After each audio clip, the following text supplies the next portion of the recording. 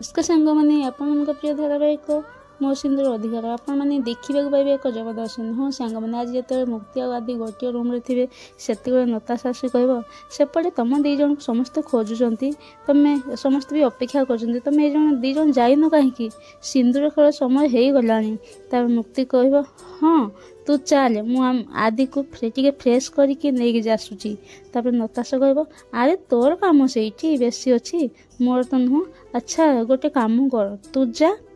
मु जीजू को नहीं आसूची मुक्ति नताशा एक कथा शुणी से आश्चर्य हो नताशा मो स्वामी से कौन नहीं जीव से कथा शुणी आश्चर्य